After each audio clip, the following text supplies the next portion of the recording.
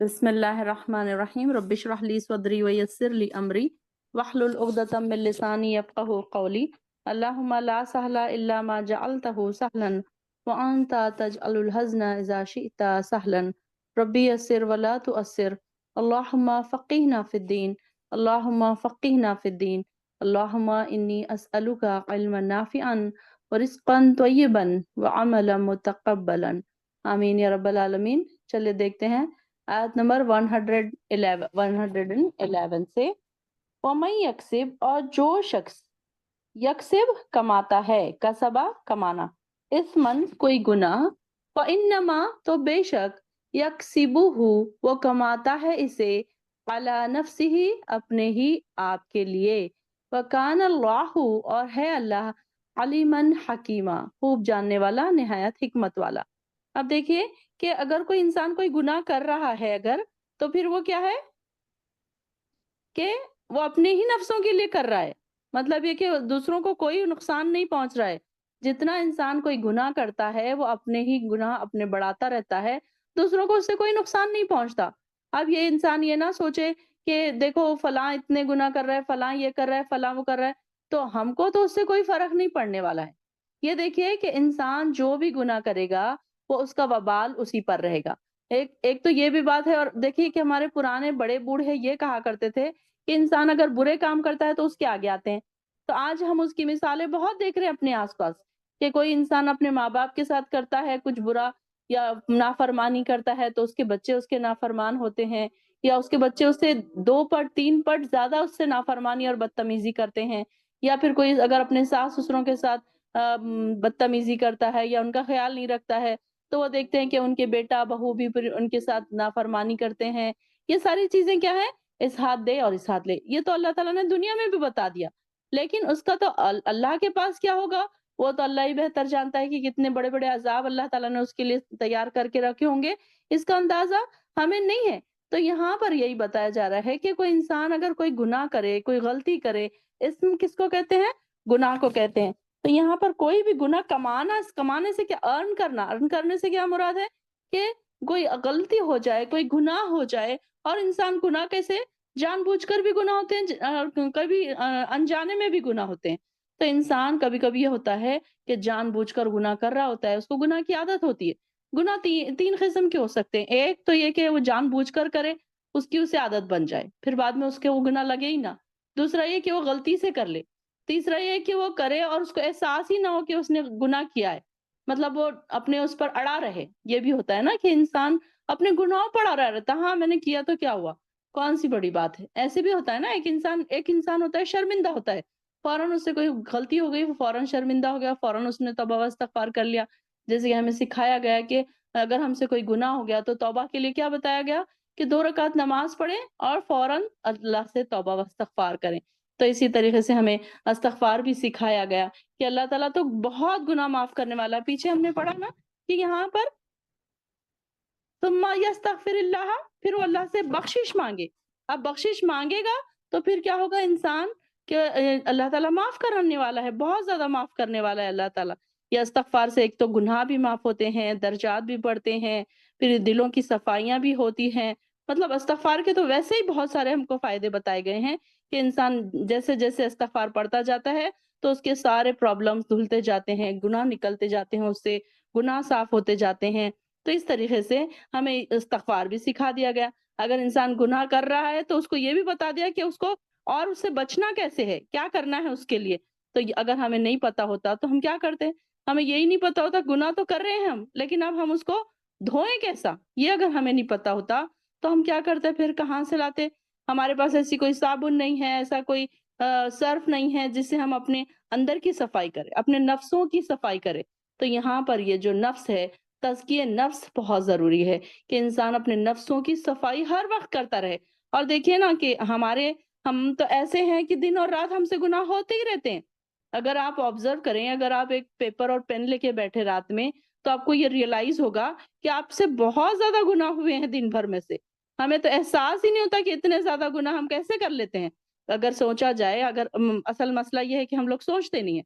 सोचेंगे तो हमें पता चलेगा कि कितने ज़्यादा हम गुनाह करते हैं दिन भर में से, और हमको एहसास ही नहीं होता कि इतने सारे गुनाह हमसे हो गए। تو اللہ تعالیٰ فرماتے ہیں کہ انسان کو کیا چاہیے کہ اپنے نفس کی صفائی کرتا رہے، ہر تھوڑے دن کو اس کو چاہیے کہ وہ اپنے نفس کی صفائی کرے۔ اس طریقے سے انسان کو پھر اللہ تعالیٰ تو پھر وہ علیمن حکیمہ ہے، اور اللہ تعالیٰ خوب جاننے والا بھی ہے اور حکمت والا بھی ہے۔ اللہ تعالیٰ کو پتہ ہے کہ انسان کیا کیا گناہ کر رہا ہے، یہ تو بات اللہ تعالیٰ سے چھپی بھی نہیں ہے کہ انسان کیا کیا گناہ کر رہا ہے۔ اب یہ دیکھیے کہ اللہ کی طرف نہ آنا بھی ایک گناہ ہے نا، قرآن کی طرف نہ آنا، اپنے آپ کو دنیا بھر کی دنیا کی مصروفیات میں اپنے آپ کو بزی کر کے رکھنا، یہ ساری چیزیں کیا ہے؟ ایک گناہ ہی ہے، یہ ایک ارننگ ہے گناہ کی، چھوٹے گناہ بڑے گناہ، یہ اگر دیکھا جائے تو یہ ساری چیزیں کیا ہے؟ ایک طریقے سے گناہ ہی ہے۔ تو اگر ہم باریکی سے غور کریں کہ کیا کیا چیزیں گناہ میں آ رہی ہیں اور کیا کیا چیزیں ہمیں اپنی زندگی سے نکالنا ہے، تو ہم کو انشاءاللہ کیا ہوگا؟ آسانی ہوگی کہ ہمارے اندر اب وہ ساری چیزیں پھر نہیں رہے گی۔ آگے دیکھیے وَمَن یکسب، اور جو شخص کرتا ہے خطیئۃن، کوئی خطا، اب خطیہ کیسے ہے؟ خطا سے ہے، غلطی سے، او اسمن، یا کوئی گناہ۔ اب یہاں پر کوئی غلطی سے گناہ ہو جائے یا کوئی خاص طور سے گناہ کرے، اسمن سے کیا مراد ہے؟ خاص طور سے معلوم ہے اس کے باوجود بھی گناہ کر رہے، تو یہ کیا ہے؟ یہ گناہ ہے۔ اس کو ثم یرمی، پھر وہ الزام لگاتا ہے۔ یرمی کیسے ہے؟ رمی سے۔ رمی ہم کب کرتے ہیں؟ یاد ہے؟ جو بہنیں حج کو آ چکی ہیں ان کو پتا ہے کہ رمی کس کو کہتے ہیں۔ تو جو رمی یعنی کہ مارنا، پتھر مارنا، پتھر مارنے سے کیا مراد ہے؟ الزام لگانا، سچ مچ نیچے سے پتھر اٹھا کے کسی کو مارنا یہ نہیں، بلکہ الزام لگانا۔ یہ بھی ایک قسم کے گناہ میں آ جاتا ہے نا، کہ انسان گناہ کیسے کرتا ہے؟ کسی کے اوپر گناہ تھوپ دیتا ہے، یعنی کہ غلطی خود کرتا ہے اور گناہ دوسروں کے اوپر تھوپ دیتا ہے، یہ بھی ہوتا ہے۔ تو یہاں پر ان کے بارے میں کہا جا رہا ہے کہ ایک تو یہ ہے کہ کوئی غلطی سے گناہ ہو جائے، غلطی سے خطا ہو جائے، الگ بات ہے، لیکن کوئی گناہ ایسا بھی ہے کہ انسان گناہ بھی کرے پھر وہ الزام لگاتا ہے بھی اس کا بری کسی بے گناہ پر، بری ہے حالانکہ وہ بری ذمہ ہے اس چیز سے، اس کو پتہ ہی نہیں۔ جو ہم نے پیچھے واقعہ پڑھا تھا تو اس نے کیا کیا تھا؟ یہودی کے گھر خواہ مخواہ کے زیرہ اور آٹے کی بوری رکھ دی تھی، اور پھر بعد میں وہ خود مکر گیا کہ نہیں مجھے اس بارے میں پتہ ہی نہیں۔ تو یہاں ان کی بات ہو رہی ہے کہ اس نے کیا کیا؟ خاص طور سے ایسا ان کے اوپر، ان کے سر پر اس نے ڈال دیا، بہتان لگا دیا۔ تو یہ الزام لگانا رمی کہلاتا ہے، یعنی کہ کسی کے اوپر کوئی الزام لگا دینا یا کسی کو پریشانی میں پھنسا دینا، تو یہ کہ کسی بے گناہ پر تو تحقیق احتملا، اس نے اپنے ذمے لے لیا بہتانن، بہت بڑا بہتان، و اسم مبینہ، اور گناہ ظاہر، یعنی کہ یہ ایسا کرنا بہت بڑا گناہ میں شامل ہے۔ اب جیسے کہ کیا ہوتا ہے کہ اب بچے ہی لے لیجئے، اسکول میں دیکھیں کہ بچے کیا کرتے ہیں؟ بچے کرتے ہیں کہ جب کلاس میں ٹیچر آتی ہے، کوئی غلطی ہو جاتی ہے بچوں سے سرزد، تو بچے کیا کرتے ہیں؟ دوسروں پر نام ڈالتے ہیں، نہیں ٹیچر ہم نے نہیں کیا، ہم نے نہیں کیا، انہوں نے کیا، یعنی کہ دوسروں کو پھنسا دیتے ہیں اور خود بچ جاتے ہیں۔ اب یہ تو ہو گئی بچوں کی بات، بڑوں کی بھی بات وہی ہوتی ہے کہ انسان اپنے گناہ تو چھپاتا ہے اور اپنے گناہ دوسروں کے اوپر تھوپ دیتا ہے کبھی کبھی، کہ یہ فلاں ایسی ہے، فلاں ویسی ہے، دوسروں کے اوپر الزام لگانا، الزام تراشی کرنا بھی کیا ہے؟ یرمی ہے، کہ انسان، اب یہ کہ انسان کیا کرے؟ الزام نہ لگائے خواہ مخواہ کے۔ اب ہمارے پاس اکثر یہ ہوتا ہے کہ میاں بیوی کے لڑائی جھگڑوں میں اور زیادہ تیل ڈالا جاتا ہے، یہ نہیں کہ ان کے اوپر الزام لگا دیے جاتے ہیں کہ نہیں ان کی بیوی ایسی ہے، وہ فلاں کی بیوی ویسی ہے، مطلب شوہر کے سامنے اتنی زیادہ برائیاں کر دی جاتی ہیں کہ وہ بیچارہ اس سے بدزن ہی ہو جائے، اس کو سسرال میں اتنا زیادہ بدنام کر دیا جاتا ہے کہ سارے لوگ اس سے پھر بدزن ہو جاتے ہیں۔ تو یہ بھی کیا ہے؟ یرمی ہے، الزام لگانا خواہ مخواہ کے، مطلب کسی شخص نے کوئی وہ کام کیا نہیں ہے تو اس کے اوپر وہ ایسا الزام لگا دینا، تو یہ کیا ہے؟ ایک بہتان ہے، اور یہ کیا ہے؟ بہت بڑے گناہوں میں شامل ہوتا ہے، یہ گناہ کبیرہ میں شامل ہوتا ہے۔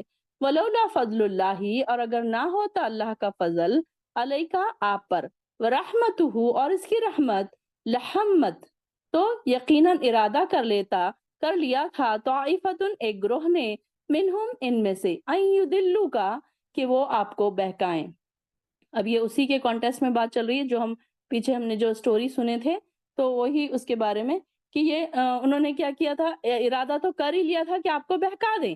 اب آپ کو تو نہیں پتا تھا نا مثلا جو بات ہے، تو یہ ان کے بارے میں ہو رہا ہے کہ آپ اگر آپ کو اللہ تعالیٰ کی رحمت نہ ہوتی، اللہ تعالیٰ آپ کو فوراً وحی نہ بھیج دیتے ان کے بارے میں، تو ایک گروہ نے تو آپ کو بہکانے کا پلان بنا ہی لیا تھا۔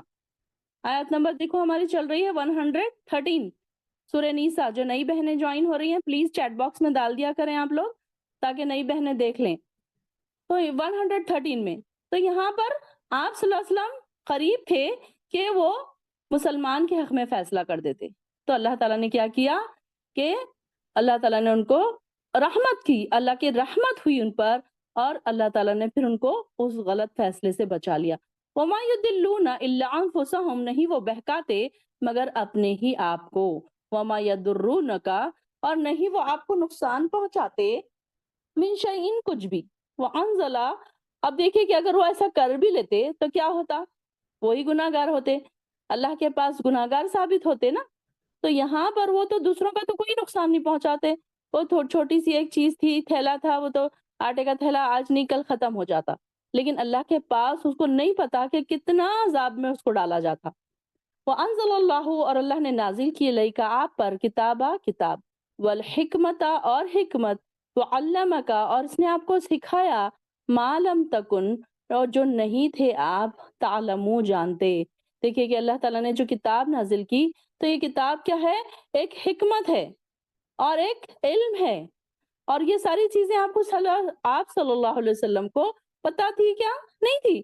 یہ وحی کے ذریعے ایک ایک بات جب ایسے مسائل پیش آتے گئے، ایسے حالات بنتے گئے، تو اللہ تعالیٰ نے اللہ کی کتاب جو نازل کی وحی کے ذریعے، تو یہ کیا ہے، حکمت ہے، ایک علم ہے۔ اس سے کیا ہوتا ہے کہ ہم کو صحیح اور غلط کی پہچان ہوتی ہے۔ وَكَانَ فَضْلُ اللَّهِ عَلَيْكَ عَظِيمًا، اور اللہ کا فضل آپ پر بہت بڑا ہے، یعنی کہ آپ صلی اللہ علیہ وسلم پر ایک یہ اللہ تعالیٰ کا فضل تھا کہ اللہ تعالیٰ نے ایک کتاب نازل کی۔ اب آپ دیکھیے کہ یہ کتاب ہمارے لیے بھی کیسی ہے کہ ایک سیدھا راستہ دکھانے والی کتاب ہے، اگر ہم سمجھے تو، اگر ہم اس کو سمجھ کے پڑھیں تو ہم دیکھ رہے ہیں کہ بہت سارے مسئلوں کے حل ہمیں اس میں نظر آ رہے ہیں، اور ایسی کوئی چیز نہیں ہے جس کو اس میں حل نہیں ہے کہ ہم اگر ہمارے پاس کوئی پریشانی ہوتی تو ہم فلاں مولانا کے پاس جاتے ہیں، فلاں عامل کے پاس جاتے ہیں، فلاں تعویذ کرنے جاتے ہیں، فلاں گنڈے کرنے جاتے ہیں، اور کیسے کیسے ہم کہاں کہاں سے ہم راستے ڈھونڈتے ہیں، کہیں درگاہوں پہ جا کے وہاں پہ تاگے باندھے جاتے ہیں، وہاں پر نظر نیازیں چڑھائی جاتی ہے، جبکہ ساری مسئلوں کا حل ہمیں اس کتاب میں اللہ تعالیٰ نے بتا دیا، لیکن آج تک ہم نے اس کو کبھی غور نہیں کیا، غور و فکر نہیں کیا۔ اب آپ دیکھیں کہ آپ لوگ غور و فکر اس میں کر رہے ہیں تو آپ کو کیسے ڈیپ میں آپ جا رہے ہیں، ایک دم ڈیپتھ میں، جیسے کہ سمندر کی گہرائی میں آپ جا کے موتی نکال کے لا رہے ہیں، بالکل ایک دم ایگزامپل بالکل ایسا ہے آپ لوگوں کا کہ آپ لوگ غور کر رہے ہیں، آپ لوگ سوچنے پر مجبور ہو رہے ہیں کہ یہ آیت کے بارے میں اور کیا کیا بولوں، جیسے کہ آپ نے اس کے ابھی ایگزامپلس، اتنے اچھے خیانت کے ایگزامپلس آپ نے دیے، تو اس میں یہی پتا چل رہا ہے کہ یہ جو کیسی ہے، اس کا علم جو ہے ایک وسیع علم ہے، اور یہ ہمیں ڈونٹس اینڈ ڈوز بتاتا ہے کہ کیا ہمیں کرنا ہے، کیا حق ہے، کیا باطل ہے، کون سی چیزوں سے ہمیں بچنا ہے، کون سی چیز ہمیں اللہ کے راستے تک پہنچا سکتی ہے، اللہ کی محبت تک پہنچا سکتی ہے۔ یہ ساری چیزیں یہ کیا ہے، اللہ کا فضل ہے، ہم پر بھی اللہ کا فضل ہے۔ اللہ تعالیٰ نے ایک نبی بھیجا، ایک کتاب بھیجی، اگر ہمارے پاس کتاب نہ ہوتی تو ہمیں پتہ ہی نہیں ہوتا، ہمیں کیا پتا کیسے وضو کرنا ہے، کیسے نماز پڑھنا ہے، کیسے حج کرنا ہے، کیسے عمرہ کرنا ہے، یہ ساری چیزیں ہمیں کون بتاتا؟ اگر کتاب نہ ہوتی، نبی نہ ہوتا، تو ہمیں تو عبادت کے طریقے بھی نہیں آتے، ہمیں کیا پتا کہ کیسے جھکنا ہے، کیسے رکوع کرنا ہے، کیسے سجدہ کرنا ہے، رکوع میں کیا پڑھنا ہے، سجدے میں کیا کرنا ہے، غسل کے کیا فرائض ہیں، وضو کے کیا فرائض ہیں۔ اب آپ یہ تو چھوٹی چھوٹی چیزیں ہیں، یہ دیکھیں کہ کتنی دنیا کی زندگی کی ہر موقع پر جو ایسے مسائل پیش آتے ہیں، اس ہر چیز کا جواب ہمیں اس کتاب میں ملتا ہے۔ لا خیر فی کثیر، آیت نمبر 114 دیکھیے، لا خیر نہیں ہے کوئی بھلائی، فی کثیر اکثر میں، اکثر لوگوں میں، من نجواہم ان کی سرگوشیوں میں۔ نجوا کس کو کہتے ہیں؟ سرگوشی، کانوں میں بات کرنا، چپکے چپکے سے باتیں کرنا، اس کو کیا کہتے ہیں؟ نجوا۔ الا من امر بصدقۃ، جو شخص حکم دے صدقے کا، او معروف یا نیکی کا، او اصلاح بین الناس یا صلح کرانے کا درمیان لوگوں کے، ومن یفعل ذلک، اور جو شخص کرے یہ ابتغاء مرضات اللہ، تلاش کرنے کے لیے اللہ کی رضامندی، فسوف نؤتیہ، تو ان قریب ہم اسے دیں گے اجرن عظیمہ، اجر بہت بڑا۔ اب یہ دیکھیے کہ نجوہ دو طریقے کا ہو سکتا ہے، سرگوشیاں دو طریقے کی ہو سکتی ہیں۔ ہم کسی محفل میں بیٹھے ہیں، کسی کے بارے میں بات کر رہے ہیں، دیکھو اس کا ڈریس تو دیکھو، کانوں میں بات کر رہے ہیں، دو کوئی بہنیں ہیں، دو کوئی ریلیٹیوز ہیں، دو کوئی فرینڈس ہیں، ایک گروپ بنا کے الگ بیٹھے ہوئے کچھ لوگ ہیں، تو وہ کیا کرتے ہیں، لوگوں کو آتے جاتا دیکھتے اور پھر ان کی باتیں کرتے ہیں، کانوں میں باتیں کرتے ہیں، ہنسی اڑاتے ہیں، مذاق اڑاتے ہیں، کسی کے ڈریس پہ مذاق اڑایا جاتا ہے، کسی کے پہناوے پہ، کسی کے چلنے پھرنے پہ، کسی کی بات چیت پہ مذاق اڑایا جاتا ہے۔ تو وہ کیسے ہے؟ یہ نجوہ، ان کی اس میں کوئی خیر نہیں ہے، کوئی بھلائی نہیں ہے، بلکہ اس میں گناہ ہی گناہ ہے۔ تو آج کل ہمارے آس پاس یہی ہو گیا ہے کہ جب انسان کوئی جا رہا ہے، اس کو نام رکھ رہے ہیں، کسی کو چھوٹے قد والا کہہ کے، کسی کو موٹا کہہ کے، کسی کو لمبا کہہ کے، کسی کو کانا کہہ کے، کسی کو اندھا بہرا، کچھ تو بھی ایسے الفاظ ہمارے پاس نئے نئے بنا دیے جاتے ہیں اور اس سے پھر لوگوں کا مذاق اڑایا جاتا ہے۔ تو یہاں پر ایسی ایسی جو سرگوشیاں ہیں، تو اس میں اللہ تعالیٰ فرما رہے کہ اس میں کوئی بھلائی نہیں ہے، یہ صرف گناہ کی طرف لے جانے والی سرگوشیاں ہیں۔ اب جو ہم پیچھے پڑھ رہے تھے، یہ جو یہودی کے بارے میں بات ہو رہی تھی، جو منافق تھا، تو وہ کیا کر رہے تھے؟ وہ منافق کی جو گروپ تھا ان کا، حالانکہ ان کو پتا تھا کہ یہ غلط ہے، اس کے باوجود بھی کیا سرگوشیاں کر رہے تھے، کیا پلاننگ کر رہے تھے کہ اس کو صحیح ہم کیسے ثابت کریں، آپ صلی اللہ علیہ وسلم کے پاس جا کر ہم اس کو صحیح ثابت کیسے کریں، یہ وہ لوگ سرگوشیاں کر رہے تھے۔ تو یہاں پر ہمارے پاس آج کل یہی سرگوشیاں ہیں کہ ہم اس کو برا کہتے ہیں، اگر دو بہویں ہیں تو ایک بہو کو برا کہا جاتا ہے، ساس بہو بیٹھ کے برائیاں کر رہے ہیں، ننند ساس بیٹھ کے برائیاں کر رہے ہیں، کئی بہو کی برائی ہو رہی ہے، کئی ننند کی برائی ہو رہی ہے، کئی بھاوج ننند کی برائی کرتی ہے، کئی ننند بھاوج کی برائی کرتی ہے۔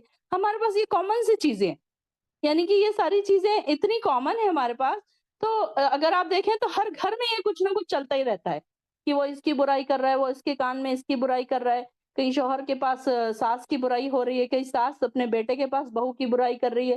یہ ساری چیزیں کیا ہیں؟ کوئی بھلائی نہیں ہے اس میں، الا من امرا، لیکن کون سی سرگوشی فائدے کی ہے؟ معروفی، نیکی کی، صدقے کی، یا اصلاح کرانے کی لوگوں کے درمیان۔ اگر یہ ایسی کوئی بات ہے، یعنی کہ لوگوں پر ایسے بہتان لگانے کے علاوہ جو بات ہے، جو سرگوشی ہے، تو وہ سرگوشی کیسی ہے؟ خفیہ مشورے جس کو کہہ سکتے ہیں، کہ لوگوں میں اصلاح کے لیے اپنی طرف سے کوئی جھوٹ بات بھی کر دینا، یہ بھی کیا ہے؟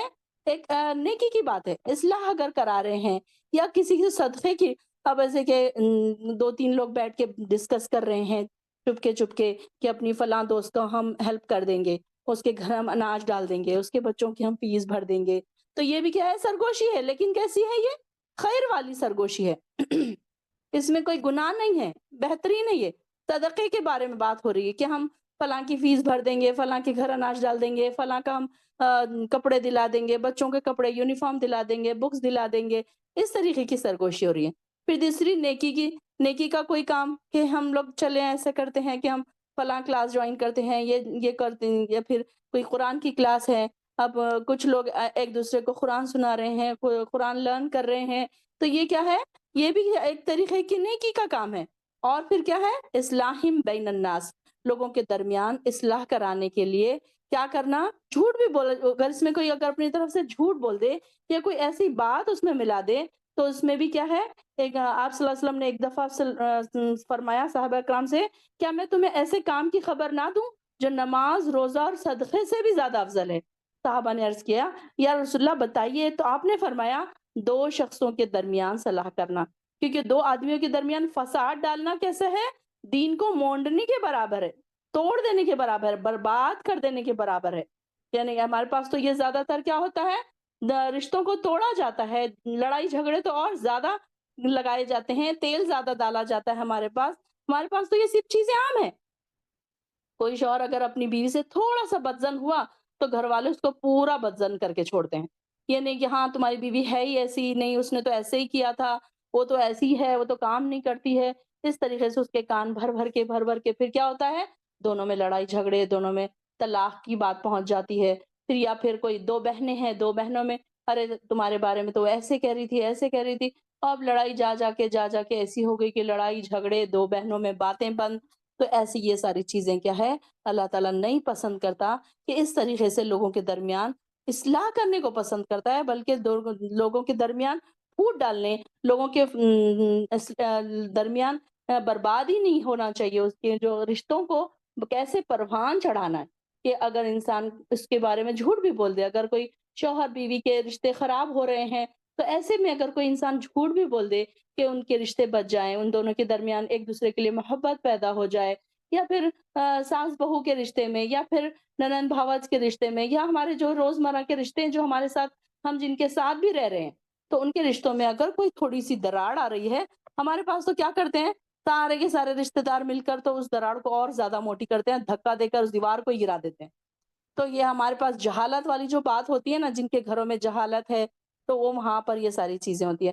آپ دیکھیں گے کہ دیندار گھرانوں میں یہ ساری باتیں نہیں ہوتی، کوئی اگر کسی کی کوئی غلط بات سن بھی لے تو کیا ہوتا ہے، وہ خاموش ہو جاتا ہے، اس کو ایکسپوز نہیں کرتا ہے سارے لوگوں کے بیچ میں، تو خاموش بیٹھ جاتا ہے تاکہ لڑائی جھگڑے نہ بڑھے، کوئی ان دونوں کے کوئی دو لوگوں کے بیچ میں بحثیں نہ ہو جائے، ان کے رشتے خراب نہ ہو جائے، تو یہ کرایا جاتا ہے۔